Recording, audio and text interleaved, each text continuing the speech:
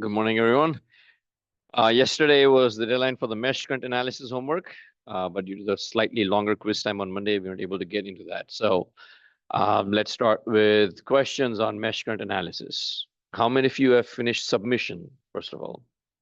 Okay, great. In your submissions, do you have any questions? Yeah, go ahead.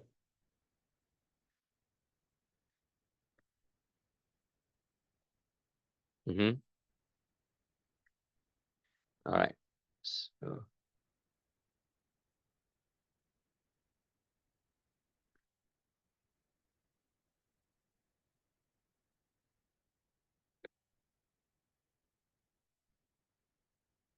So let's open it up. You said 2.65, right? Okay. All right, 2.65, we have, let's see, two voltage sources, I1 and I2. The currents, the direction's already given. So it's asking us to find I1, I2, and also then the power delivered to resistor R3. Let's see, was there another part? No, only three parts to it. Regardless of what it's asking, we have to find I1 and I2, right? Mesh current analysis means we do need to find all the mesh currents in the circuit. So now your question was regarding R3, or was it regarding? Okay, setting up the equations.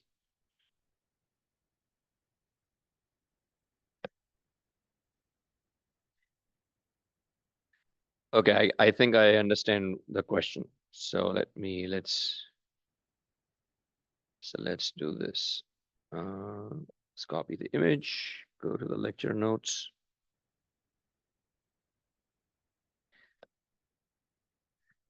Does anyone else have any questions about this particular problem? Some of you do, okay. Just how to solve it in general? Do you have like a specific question?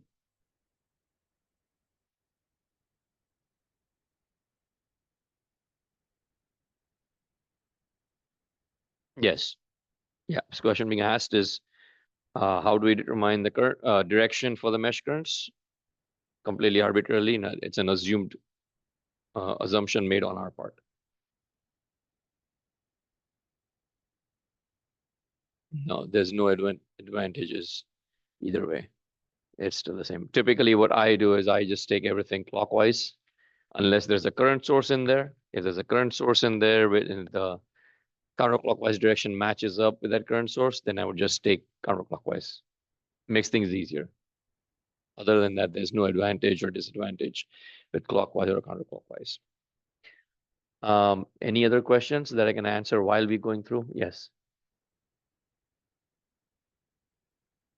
So question being asked is power for R3. How can we know whether it's positive or negative? In general, if it's a resistor, power is always positive because resistor is a passive device. It always receives power. It always receives energy. So resistors will always have positive power. But if it's a device that we don't know, if it's just like a rectangular box in there, then yeah, we'd look at we'd apply the standard techniques of whether the current is entering the positive terminal of the voltage or the negative. And from there, we determine whether it's positive or negative. Okay, so this is problem 2.65. Oh.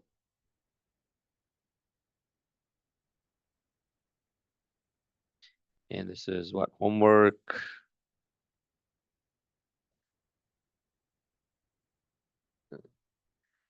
Is it 10, right? 10, homework 10. Okay, so the current directions are given to us. So we're not going to mess with those. We're just going to keep them as they are. Again, typically when I solve it, I always take it clockwise, force of habit over the years, unless there is a current source in there. So here's this I1. Now, the question that was being asked was, how do I know whether I should take I1 minus I2 or I2 minus I1? So let's take a look at this first. Going back to the top, mesh currents are hypothetical. They are not real. Okay, they are purely imaginary. If you take a look at R3, in R3, we have a current that's flowing down, and then there's also a current that's flowing up. which is just physically impossible. Okay, we cannot have two currents moving in the opposite direction in the same circuit. By its very definition, current flows because there is an imbalance at the two endpoints. Okay, if you have 2 points in a circuit, they're both at the exact same level, there is no current flow because there's no imbalance.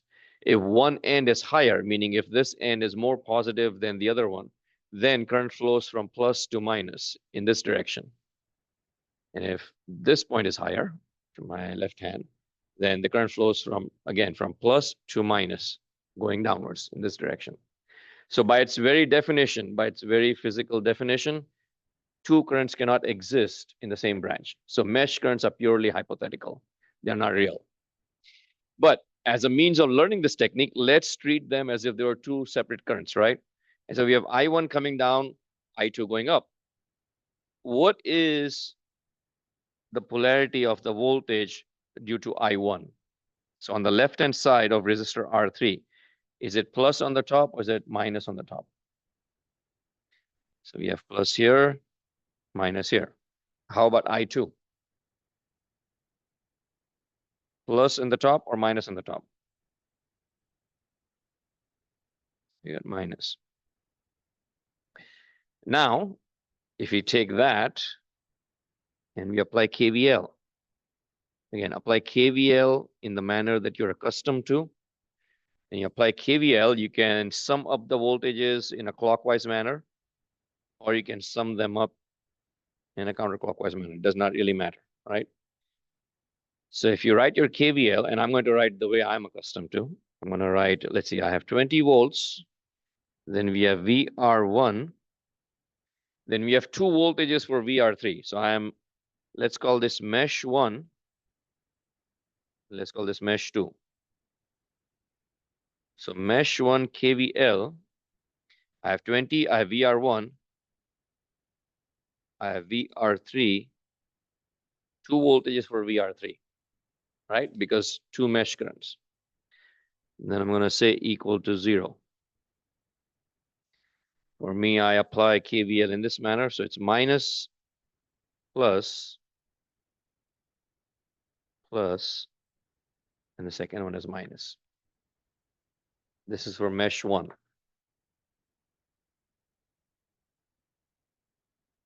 You can write out the KVL expression the way you are accustomed to, and you should still obtain the exact same equation.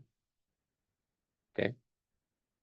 Now, this is something that I use in class, but you will not find this in a book or some. I just use this for teaching purposes, for instruction purposes. Okay. So it seems like you have two voltages in there. But this is how I like to explain things, right? You have two mesh currents. So for R3, we should have two voltage drops. And so it's VR3 and VR3. One is added up, the other one subtracted because it's in the opposite direction. This is only for mesh 1. Now, if I apply Ohm's law, what do I get? I have I1 times R1 plus I1 times R3 minus I2 times R3. So this is the most important step.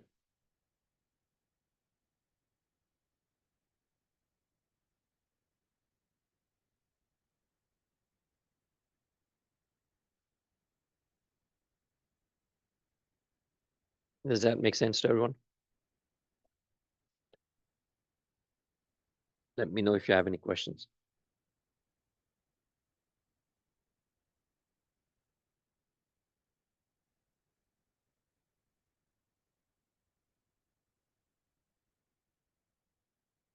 Yeah.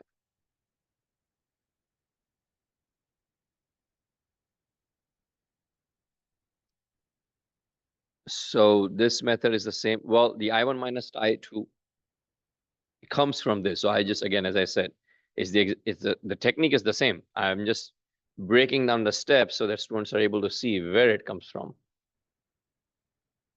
Does that make sense? So now if we combine, yeah, go ahead. So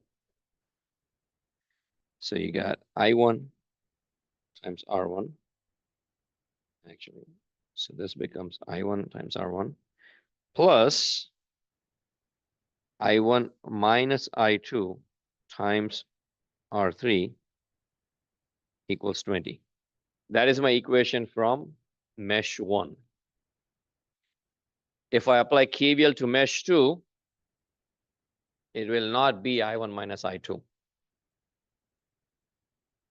So let's apply KVL to mesh 2. So if I apply KVL in this direction, what do I have?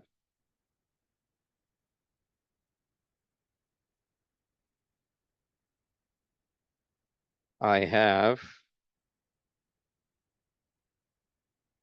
10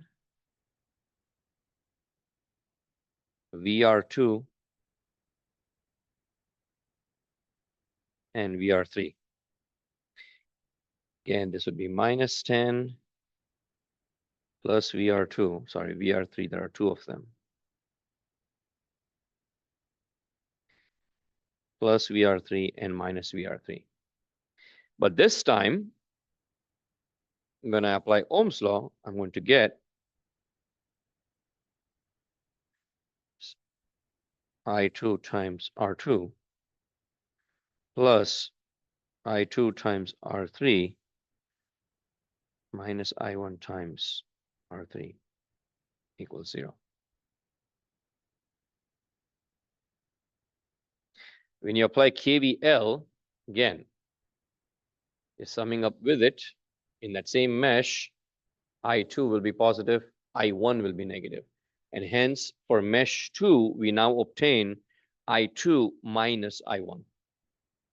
And that's how our equations balance out.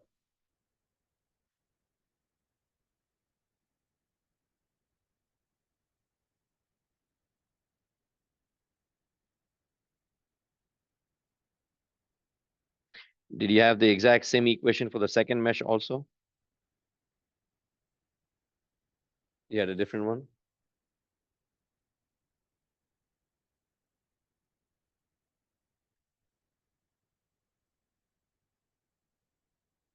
So you had this exact same equation, and you had this exact same equation, and you still obtained the incorrect answer?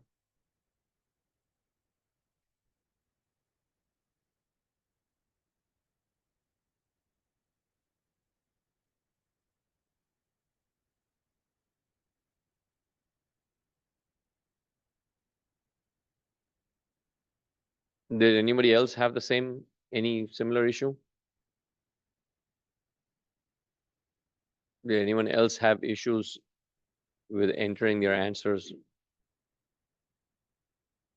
No, doesn't seem like it. I can review your work later if you want. So if you just send it to me, I can maybe see where the error was. But as far as I can see, if I'm applying, I would still have, let's see, minus 20, minus 10. Yeah, that's what it would be.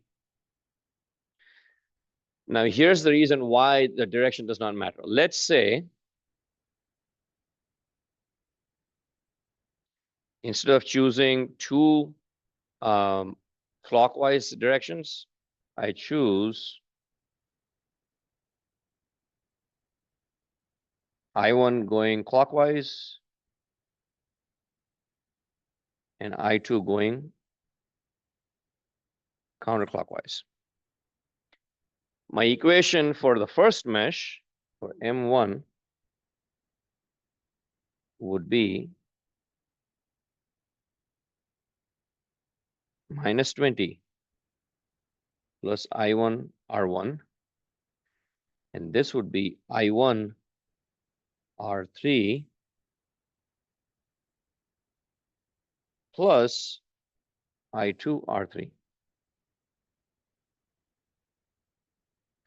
So in this case, because of the chosen direction of I2, both my terms are positive. So my KVL expression is a little different. Okay, so the plus and the minus that we get for these currents and these voltage terms, those are dependent on the direction of current that we choose. If you apply KVL the other way around, you'd say 20 minus I1R1 minus I1R3 minus I2R3 equals 0. Still the exact same equation, no difference. Does everybody see that?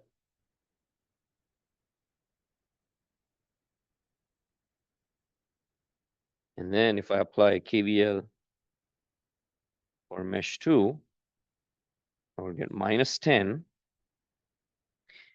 and then plus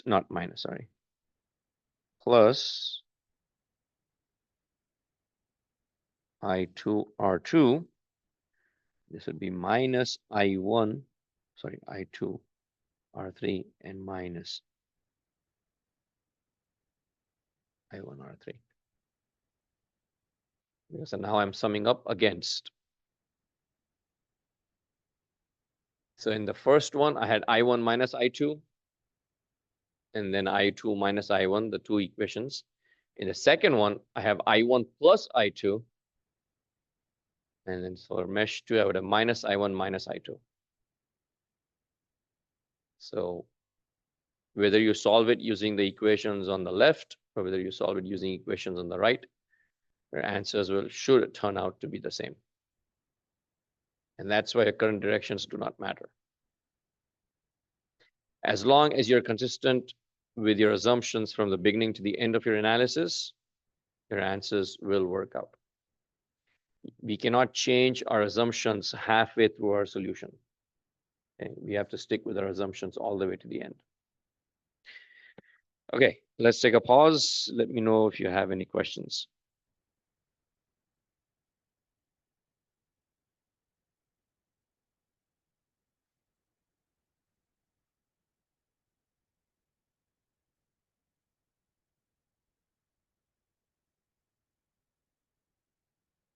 Yes.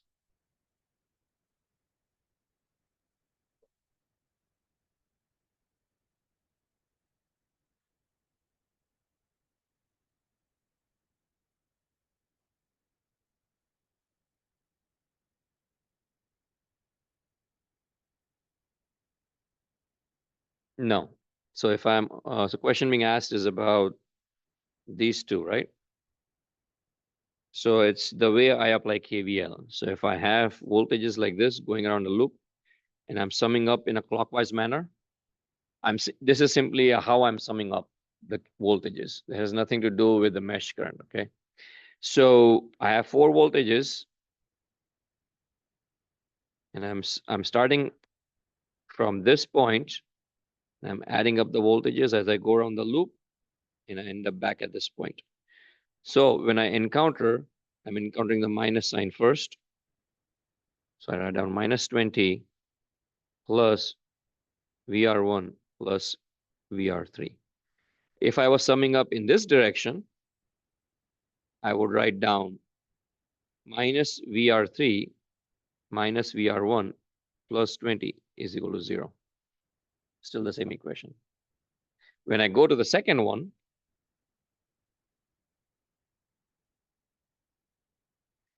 if I sum up in this point, I arrive plus here, and minus here. And so it's plus VR3 plus VR2 minus 10 is equal to 0. If I go around this way, counterclockwise, I would get plus 10 minus VR2 minus VR3 is equal to 0.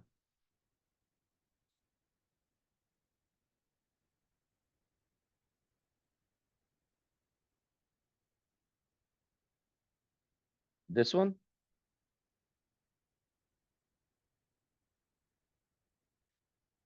No. So you're talking about voltage sources? Voltage source polarity does not change. So the question being asked is, would it affect, I think, would the current directions affect how we add up or the polarity for the voltage source, right? Is that the question? So you're saying even though I1 is like this minus 20 and minus 10, that does not change. The mesh currents do not affect the voltage sources. So those are fixed because the property of a source is to supply its rated quantity. And so the mesh currents only affect the resistance. They do not affect the voltage sources or any source for that matter. So if we had, let's see, similar analogy for node voltage analysis, if we had a current source in there and we are applying KCL to generate our equations, even if we assume a branch current to go opposite of a current source, when we are applying KCL, we simply take the direction of the current source as given to us. And so when we are adding up the voltages, we simply add them up the way they're given to us. The mesh currents have no effect on the voltage sources. Yeah.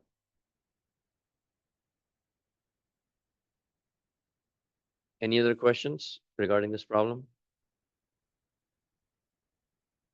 Okay. All right. How about the other two? So let's see. Any questions about 2.66 or 2.77? 2.67? This 2.66. This is 2.67.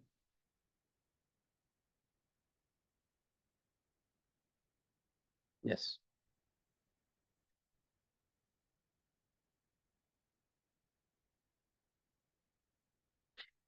So the question being asked is, how would we do the mesh analysis using this one? So let's take a look.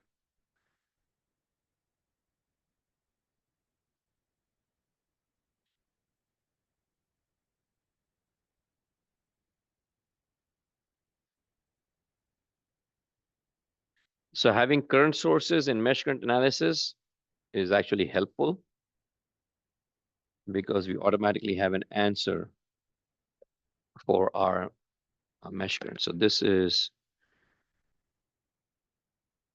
problem 2.67. I think Shivam had a question earlier where the question was asked, how do I decide what direction to choose? If there are current sources in there, I'm going to follow those directions. So for the first mesh, I'm going to choose I1 going this way. Actually, it's not. I1 is already given there, so let me write down IA. Let's use it this way. I'm going to say IA.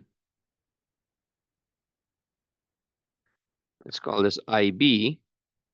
And because I have a 2 amp current source going the other way, I'm going to choose mesh current C going in this direction. So I automatically have an answer for two of the mesh currents. IA is equal to 1 amp. IC is equal to 2 amps. The only unknown left is IB. One unknown variable, one equation in the middle loop, and that's it. So just solve it that way. So it makes it easier when we have current sources.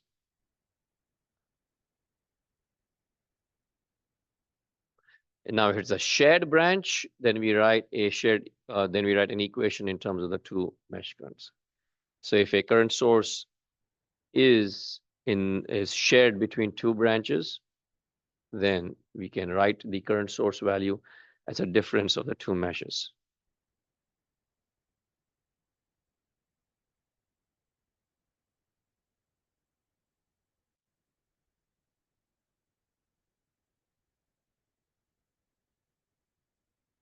Let's say this is IS. This is IA.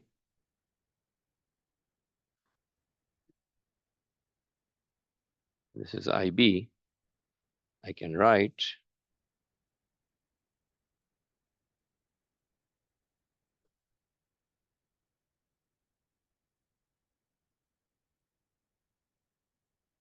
IA minus IB is equal to IS.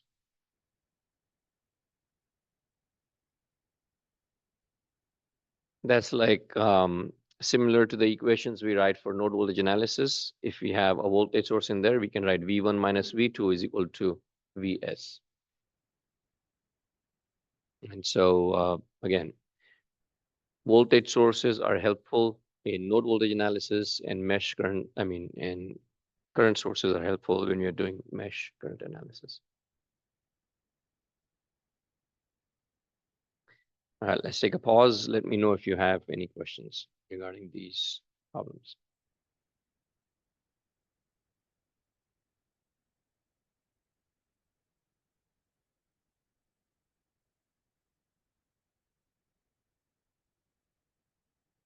Yes.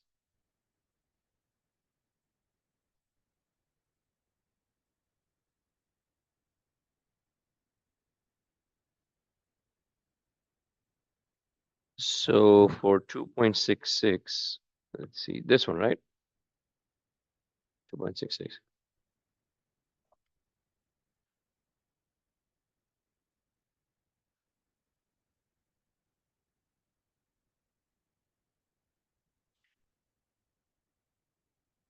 So, uh-huh.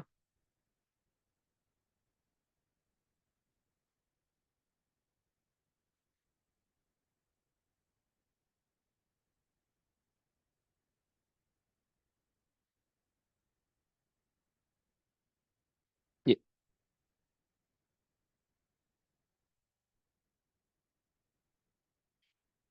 Let me see if I understand the question correctly. So you're asking how do we add the resistor voltages? In, mm-hmm, mm-hmm.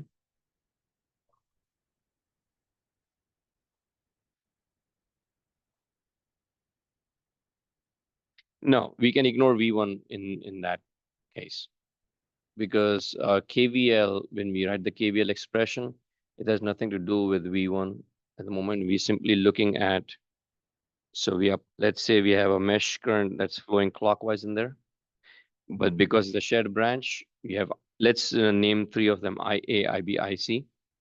Actually, let's just copy this and go over to the notebook.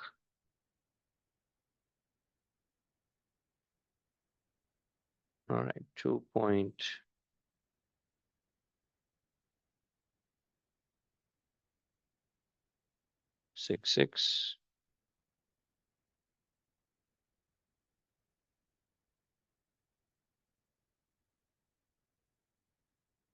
So let's say I have three currents in here.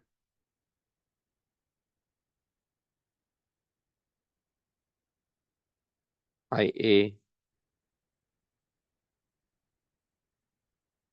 IB, and IC. And each one of these currents is going to cause a voltage drop.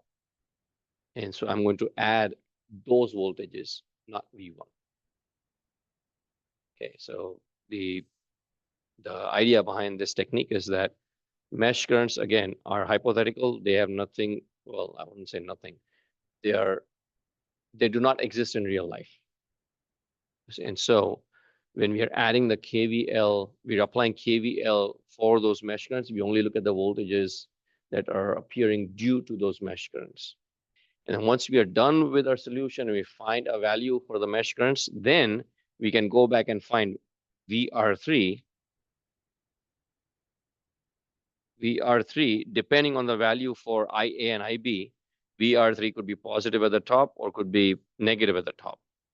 And that doesn't matter. So once we find VR3, then we can associate it with this V1 right here. Then we can say it's plus or minus. In this case, there's only one source in the circuit. There's no other sources. And because there's only one source, more likely than not, positive is going to be at the top. Because current's going to go, it's going to go from the source from bottom up, and then it goes top, and then it goes down to R3 and R4 and the rest of the resistors. So positive will always, almost certainly will be at the top.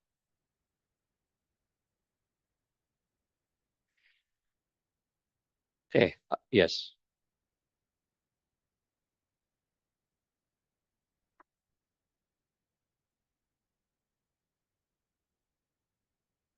sure.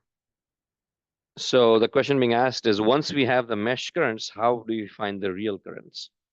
So the answer to that is, if it is a single resistor like this, it's not in a shared branch, then the mesh current that's flowing through that resistor is the actual current.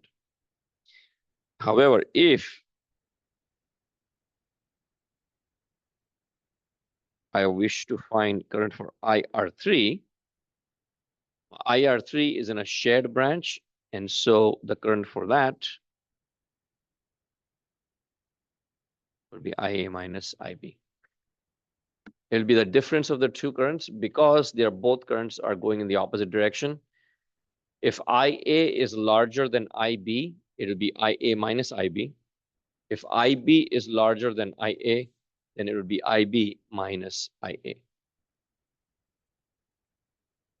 Does that make sense to everyone?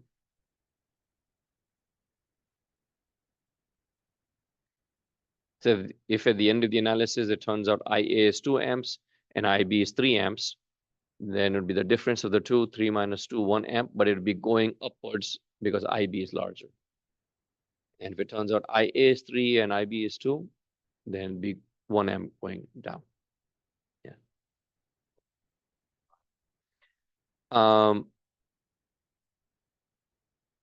Simplification is absolutely possible. It's only one source in the circuit. We can reduce the entire circuit down to one resistance, and we can solve it that way. But that would kind of defeat the purpose of learning mesh current analysis. But you're absolutely correct. We can simplify the entire circuit and just find it without using mesh current analysis.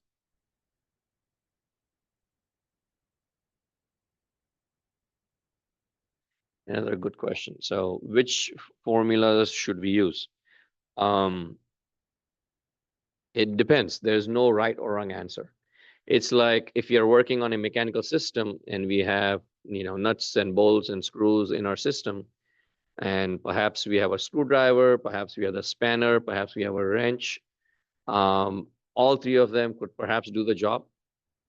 If you want to loosen a bolt, we could have a spanner, we could use a wrench, but just depends. We can use a ratchet, right? All of them can do the job. So it just depends on which one we want to use. There's no right or wrong answer. If, for example, we have a resistor in the circuit, we have a resistor, and we know both the voltage and the current for that resistor, then we can choose V square over R or I square times R. It's the same one-step calculation. If we have only voltage, then then our choices are limited only to the voltage, V square over R equation. So again, the answer is that depends on what quantities we have available.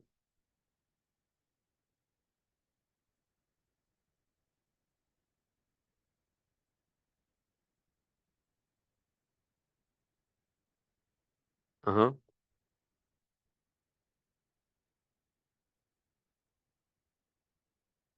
For R3, you mean? Okay. So for R3, did you have, you found the two mesh currents, right? What were your values for I1 and what were your values for I2? 1.95 and 1 point.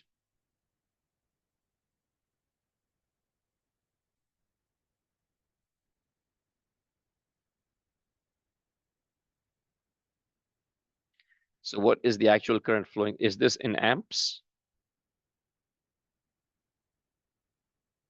Okay, so which direction is the current actually flowing? I1 is larger.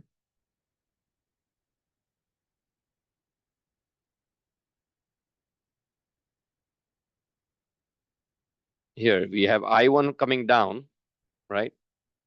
I1 is 1.905 and I2 is going up 1.429. Which one's larger? So it's I1. That's the actual current flowing through resistor R3. And so this would be what, 6 to 7, 4.476. Is that what you had?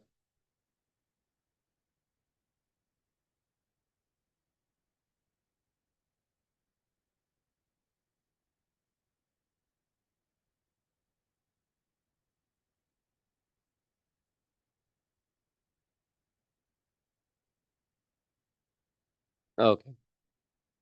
Yeah. As practice, I would recommend students try to solve this exact problem using these current directions. Again, we have two mesh currents. So we have four possible combinations, two clockwise, two counterclockwise, clockwise and counterclockwise, counterclockwise and clockwise. Four possible combinations of the mesh currents. You can write your KVL expressions using all four combinations and see if you obtain the same answer.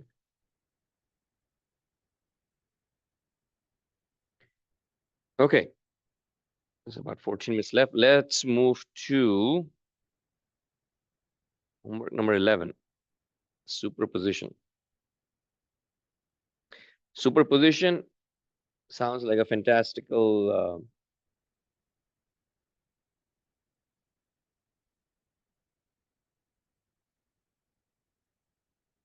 sounds like a fantastical term, but it's actually a very simple technique. The technique simply states, or is based on the principle of superposition, which is additivity for linear circuits.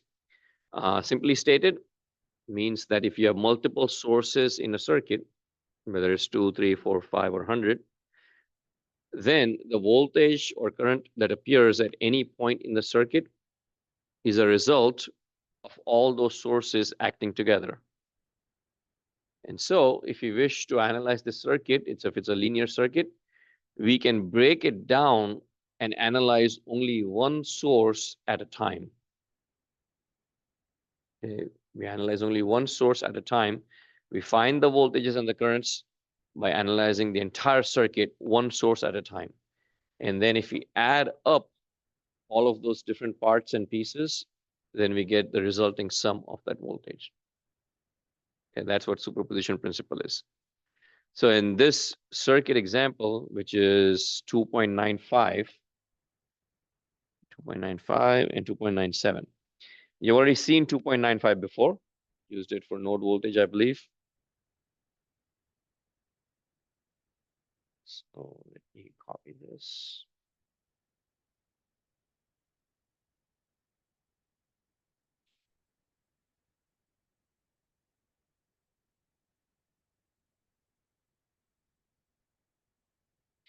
There are two sources in the circuit, so there are two analyses that you can perform.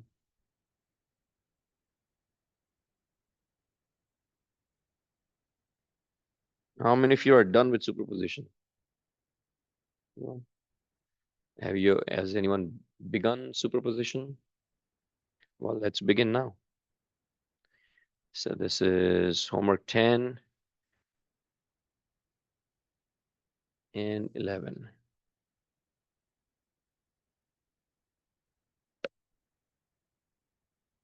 We have 11 minutes left. Anyway, so we have two sources in the circuit. We have, let's call them IS and VS, okay? VS is 10 volts, IS is 1 amp. The basic premise of superposition is that you analyze with only one source active at a time.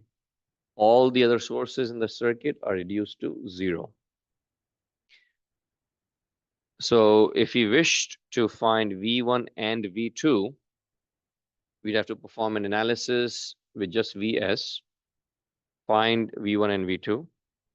Then we perform an analysis using IS, find V1 and V2 again, and then we join up or sum up all values for V1 together.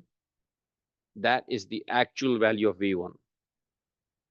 And then we join all values for V2 together, and that's the actual value for V2. And that's what superposition is. So it's very, I wouldn't say simple, but it makes it simpler than using other techniques. The downside is that the more sources you have, the more analyses we have to perform. And so it takes long. It takes a long time. It's a lengthy process. Okay. Let's see what the question is asking us. So the question is asking us to find the value for, oh, IS, this IS. Okay, so I can't use that. I should have noticed that before.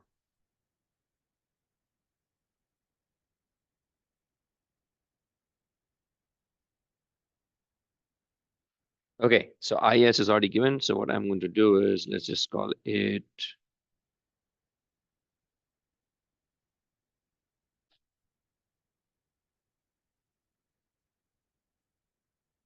VA and IA.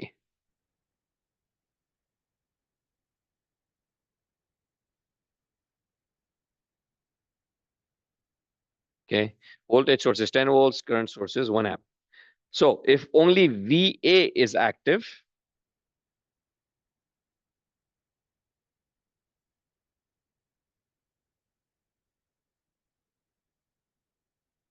IA is reduced to 0.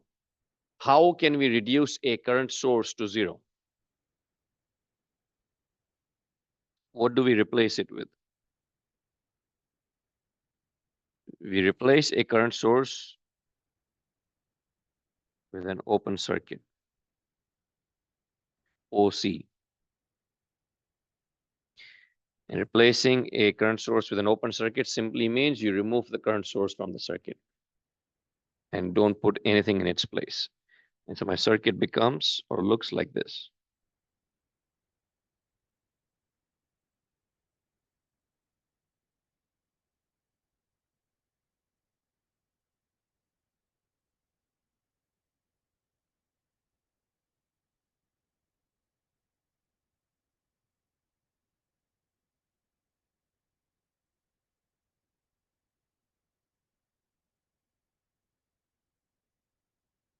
And that's what the circuit looks like. And this I'm going to call IS.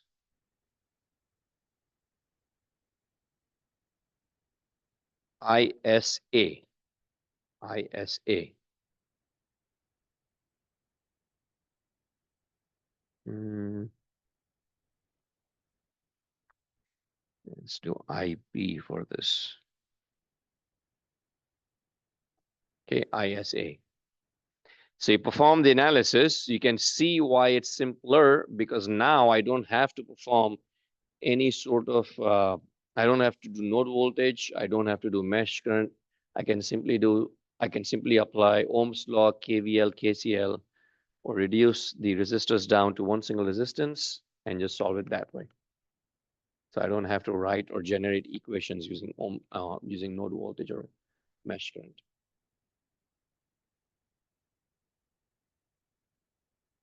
That's still there. Those are simply notations. Those are simply node voltage notations, V1 and V2. But the circuit is simply one voltage source.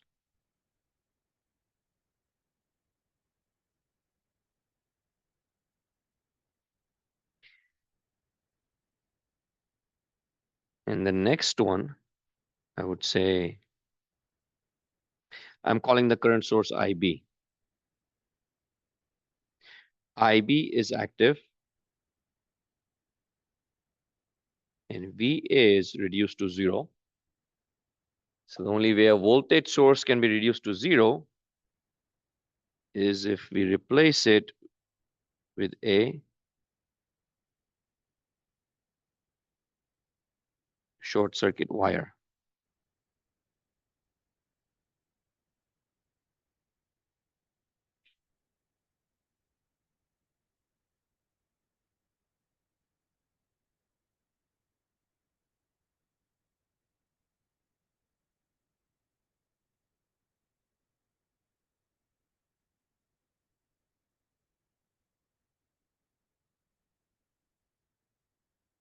And this current now, I'm going to call it ISB. Okay, ISB. And the actual value for IS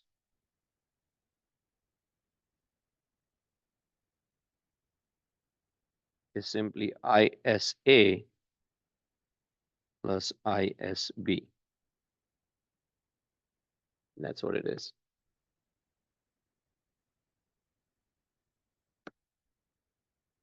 And again, the advantage of superposition is that it makes it simpler because now there's only one source working at a time.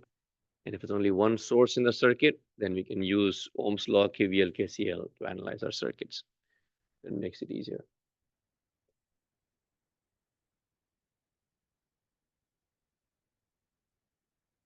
The answer is yes. So if you have more than two sources, if you have three sources, then only one source at a time. The other two are reduced to zero. If it's a voltage source, we replace with a wire, meaning a short circuit. If it's a current source, it's open. And then you perform three separate analyses to find those three piece values. And once you have those three values, you add them all up to find the actual. The downside, as I said, is if you have to do this for all the voltages and all the currents in the circuit, then it's times 2, times 3, times 4, and so on and so forth. So if you were trying to find, let's say, the three resistor voltages and the three currents, three resistor currents, that's 6 quantities for two sources. So 6 times 2, 12 separate calculations, plus the 6 additions that we have to do at the end, because we have 2 separate parts for every quantity. So add them all up. And so it's time consuming. But it's a quick, and well, it can be quick as a check or a verification. So typically, if you're working on circuits, we would verify the answers using multiple different techniques just to ensure that our answers are correct or our values obtained are correct. All right, we have 3 minutes left, so I want to just bring up the other problem and see if. So this one has 2 current sources. That's 2.97.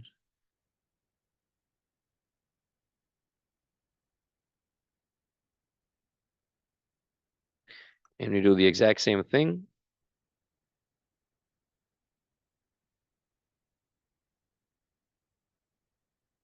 And we only have, let's call it IA and call it IB. And in this case, both are current sources. So if IA is active, 2A is no longer part of the circuit. And if IB is active, then IA is not part of the circuit. And you can simply apply current division, find I1 and I2 for both. And that's it. So in this case, I1 would be equal to I1A plus I1B, and I2 would be equal to I2A and I2B. And that would be it. Okay. So in this case, if I was to do, let's see, node voltage analysis, it might take me longer. If I chose to do mesh current analysis, that would be short. That would just be one equation because I have 2 current sources on either side. And if I do superposition, that would also be kind of quicker. Probably longer than mesh current analysis, but shorter than node voltage. Okay. All right, so questions.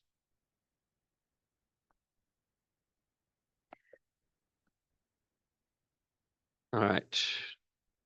It's 11 o'clock, so we'll end class here today. If you have the time after this class, then I would recommend that you work on these while this is still fresh.